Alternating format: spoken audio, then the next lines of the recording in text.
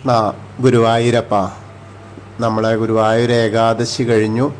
ദ്വാദശി എന്താ വെച്ചാൽ ദ്വാദശി പണ സമർപ്പണം.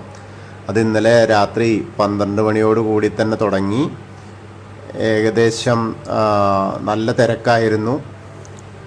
ഏകാദശി വ്രത പൂർണ്ണതയിലേക്ക് വേണ്ടിയിട്ട് ഭക്ത സഹസ്രങ്ങളാണ് ദ്വാദശി പണം സമർപ്പിച്ചത്.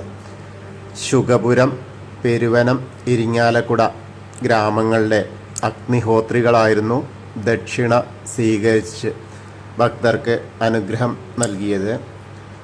ഏകദേശം 15,28,515 രൂപ ദക്ഷിണയായിട്ട് ലഭിച്ചു. ദ്വാദശി പണം 4 ഭാഗിച്ച് ഒരു ഭാഗമായ 3,82,129 രൂപ ദേവസ്വത്തിന്, ബാക്കി 3 ഭാഗവും 3 ഗ്രാമങ്ങൾക്കായി ഏകദേശം ഇതേപോലെ തന്നെ 3,82,129 രൂപ ഓരോ ഗ്രാമത്തിനും 3 ഗ്രാമത്തിനും വീതിച്ച് നൽകി.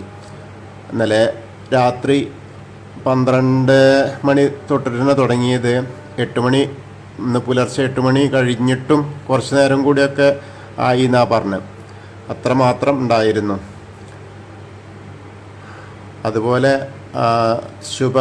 ശുഗപുരം ഗ്രാമത്തിൽ നിന്നുള്ള ചെറുമുക്ക് വൈദികന്മാരായ വല്ലഭൻ അക്കിത്തിരിപ്പാട്, ശ്രീകണ്ഠൻ സോമയാജിപ്പാട്, പിന്നെ ബട്ടിപ്പൂ ഇല്ലത്ത് രാമാനുജൻ അക്കിത്തിരിപ്പാട്, പെരുവനം ഗ്രാമത്തിലെ പെരുമ്പടപ്പ് വൈദികൻ ഋഷികേശൻ സോമയാജിപ്പാട്, ആരൂർ ഭട്ടതിരി വാസുദേവൻ സോമയാജിപ്പാട്, വെള്ളാമ്പറമ്പ് മിഥുൻ അടിതിരിപ്പാട്, ഇരിഞ്ഞാലക്കുട ഗ്രാമത്തിലെ നടുവിൽ പഴയിടം നീലകണ്ഠൻ അടിതിരിപ്പാട് എന്നിവരാണ് ദക്ഷിണ സ്വീകരിച്ച ആളുകൾ. ഏകാദശി വ്രത പൂർണ്ണതയോടെ ദ്വാദശി ഊട്ടും വളരെ ഗംഭീരമായിട്ട് നടന്നു.